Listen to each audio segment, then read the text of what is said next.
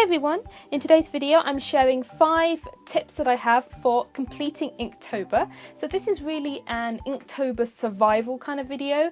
I'm going to be sharing some tips and tricks that I personally find helpful and that I personally use with you guys. I know some of you are planning on participating in Inktober this year, so you might find this sort of stuff helpful.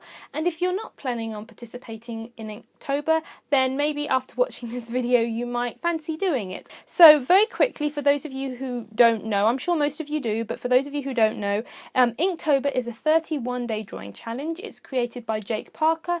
I will leave a link to his website, the Inktober website, in the description box down below. You can go check it out. And Jake Parker created this challenge to practice his inking and to get into a good drawing habit. So the only rule is that you need to use ink. And by that he means like a brush pen, a ballpoint pen, a fine liner, a dip pen, and real ink.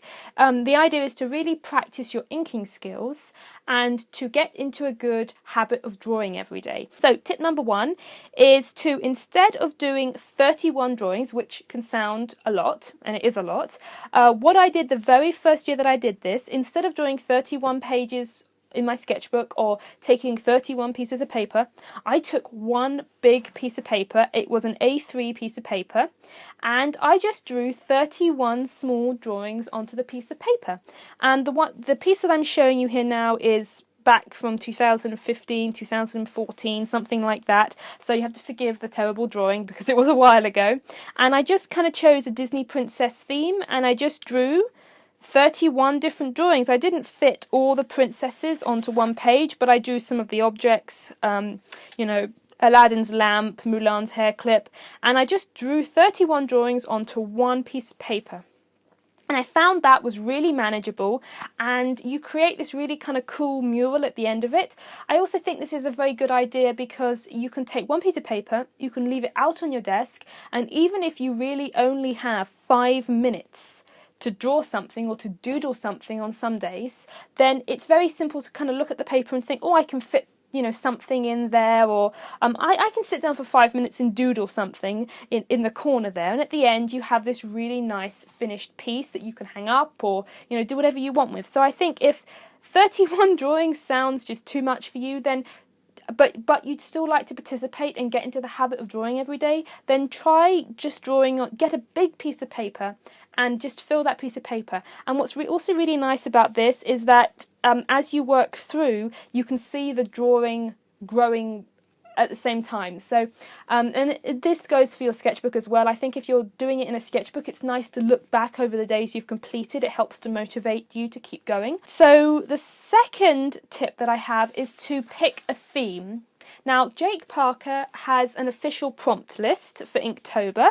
And the first few prompts are things like swift, divided, poison, underwater, long, and sword. So they're things that could apply to lots of different things. So they're quite you can interpret them in any way you want. They're quite non-specific, in other words.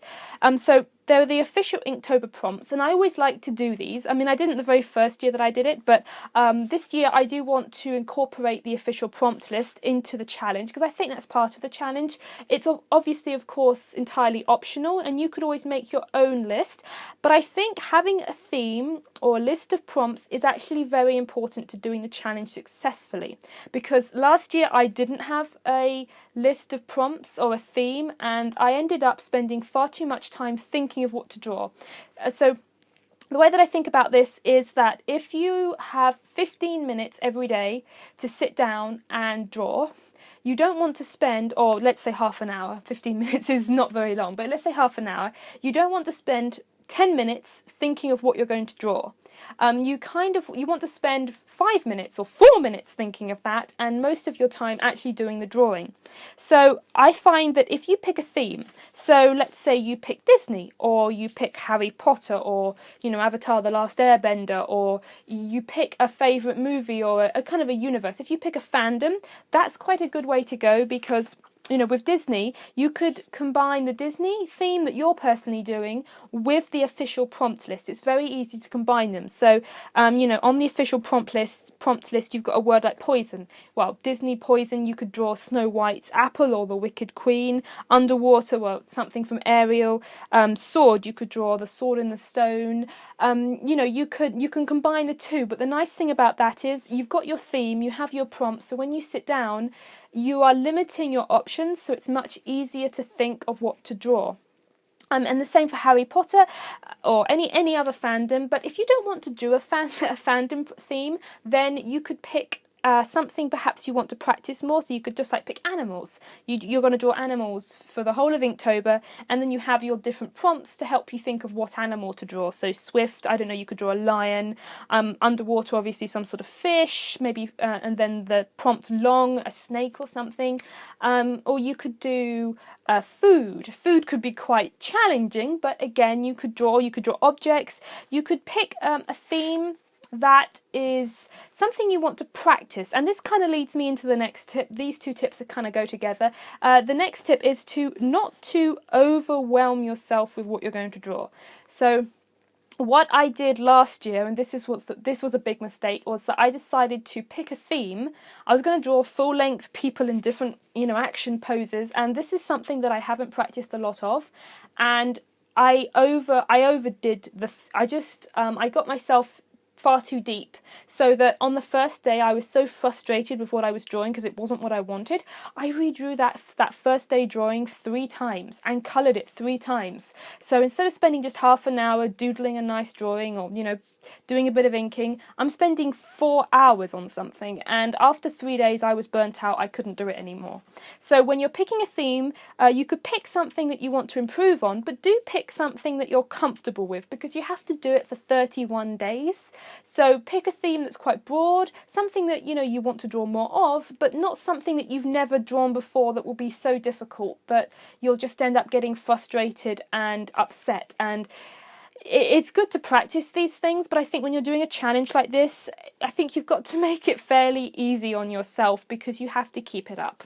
So, and the next tip is to keep the supplies you're going to use quite basic, and I like to keep all the supplies in a little bag. And again, this tip kind of goes in with the last 3, all the tips are kind of linked, but the reason for this one is that when you sit down at your desk for your 15-minute, half an hour drawing slot, you don't want to spend a lot of that time either thinking of what to draw, but we kind of dealt with that in the last tip, or thinking of what art supplies shall I use. So at the very sort of basic level, you could just use a ballpoint pen, and that's really simple. You can have a sketchbook or a big piece of paper and a ballpoint pen, and you're good to go. You don't have to go out and buy any new supplies. Everybody's bound to have a ballpoint pen around in their house. I have some different inking pens that I like to use. They're coloured multi-liners. But what I suggest you do is that you limit your supplies. Another thing that I'm thinking of using this year are the Mozart water brush pens. So I'm going to be using a couple of waterproof fine liners and then the brush pens to add some colour to my finished drawings. But what I'm going to do is I'm going to take the pens I'm going to use, I'm going to put them in a bag, I'm going to put my 2 or 3 multi-liners in a bag and a pencil, and I'm going to keep it really simple like that, because if I have to draw somewhere else, like if I can't get to my desk one day but I can draw at lunchtime or somewhere else, then I can take the bag with me really easily. I can put it into my backpack, but at the same time, if I'm sitting at my desk, I'm not going to spend ages thinking what colours should I use, what supplies should I use, because I've already got them picked out. And so that, again, it saves you time. Some of these tips are kind of prep you can do. So picking a theme, picking your supplies, and picking your paper or your sketchbook that you're using are all kind of prep you can do, so that when you get into the meat of the challenge, you're not overwhelmed by too many choices. You can keep it quite simple. And then, the next tip is to get ahead a little bit. And this is something that I find that I have to do, and I do this not just for drawing challenges, but I do this for YouTube videos, I do this for a lot of things, and that is, I like to get ahead by starting a few days early. Now, some of you might think this is cheating, I don't, but what I do is, if a couple of days beforehand, I may sketch out a couple of the prompts. Maybe not ink them, but I'll just take my pencil, sketch out a few days.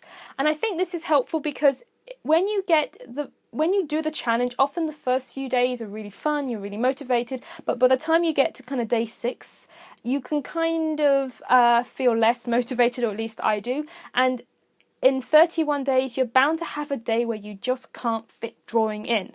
Or you have a day where you get home from work, you're too tired, you know, there are other things going on, you've got social obligations, whatever it is.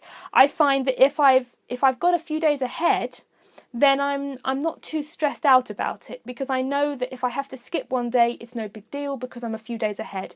And the same thing, if you're having a really good, if you've got more than just half an hour to draw, you've got a couple of hours one Sunday afternoon or something, and you're feeling really in the zone, you like what you're doing, then it doesn't hurt to just sketch out a couple more of the days, get a little bit ahead, because I think that if you're a little bit ahead, then it really takes the stress off the rest of the month, and it's much easier to complete the whole month. And I do find that if you can get to day 15, then you're pretty well on the way to doing the whole month. If you can get halfway, I find that it's between day 5 and day 15, those 10 days that are the hardest, and that's normally when I've stopped, after about day 5. I think that's about all that I have for today. I don't want this video to be super over long, but anyway, I hope you enjoyed this video, and I hope you enjoyed these tips, and I really hope that they were helpful. These are all things that I personally do and that I find helpful, so I'm just sharing them, and if you guys find them helpful, then I'm really happy. If you don't, no worries. Please let me know down in the comments below if you have any tips for completing Inktober, or completing challenges, or just for daily drawing tips, because this is what we're talking about here, drawing every day. So if you have any personal advice for everybody in the comments, make sure you leave a comment down below.